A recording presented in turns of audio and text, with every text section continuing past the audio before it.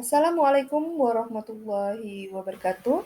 Kali ini saya akan berbagi aksi nyata tentang topik kurikulum merdeka pada platform Merdeka Mengajar. Saya Aprilia Elisa, guru matematika SMP Negeri 1 Kalianget, Kabupaten Sumeneb, Jawa Timur. Pada modul 1, kurikulum. Apa itu kurikulum?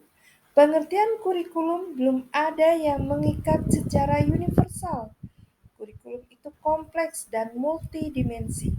Kurikulum juga bisa diartikan sebagai jantungnya pendidikan dan seharusnya dalam kurikulum terdapat 4 komponen, yaitu yang pertama, tujuan, yang kedua adalah konten, yang ketiga adalah metode atau cara, yang keempat adalah mengapa kurikulum perlu diubah.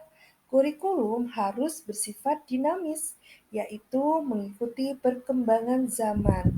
Sejatinya, kurikulum dirancang untuk murid agar dapat mewujudkan seluruh kompetensi yang diharapkan dari kurikulum.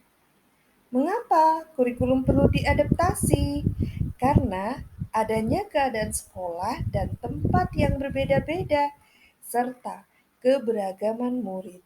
Caranya adalah dengan merancang KOSP. Bisa jadi penerjemahan kurikulum tidak hanya dipengaruhi faktor geografis, tapi juga faktor budaya dan sosiologis. KOSP adalah dokumen hidup, sehingga KOSP dapat disesuaikan dengan kebutuhan murid. Tentunya, setelah proses refleksi sudah dilakukan oleh seluruh pemangku kepentingan. Kurikulum dalam pembelajaran. Ada 5 prinsip pengembangan KOSP, yaitu yang pertama, berpusat pada murid. Yang kedua, kontekstual. Yang ketiga, esensial. Yang keempat, akuntabel. Dan yang kelima, melibatkan berbagai pemangku kepentingan. Pada modul 2, kurikulum merdeka, prinsip umum pembelajaran. Ada 5 prinsip pembelajaran dengan paradigma baru, yaitu mempertimbangkan kebutuhan capaian belajar murid saat ini. Yang kedua, membangun kapasitas belajar murid menjadi belajar sepanjang hayat. Yang ketiga, mendukung perkembangan kognitif dan karakter murid. Yang keempat, menyesuaikan konteks kehidupan murid. Dan yang kelima, mengarah pada masa depan yang berkelanjutan. Capaian pembelajaran dalam implementasi kurikulum merdeka, capaian pembelajaran menjadi acuan kompetensi dan kriteria yang ingin dicapai dalam sebuah mata pelajaran. Capaian pembelajaran terdiri dari beberapa fase.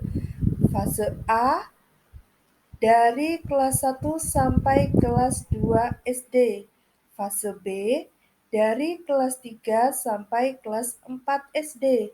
Fase C dari kelas 5 sampai kelas 6 SD dan fase D dari kelas 7 sampai kelas 9 SMP.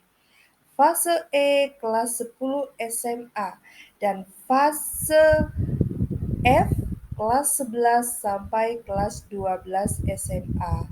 Capaian pembelajaran berfokus pada kompetensi inti dan kompetensi esensial. Capaian pembelajaran dalam kurikulum.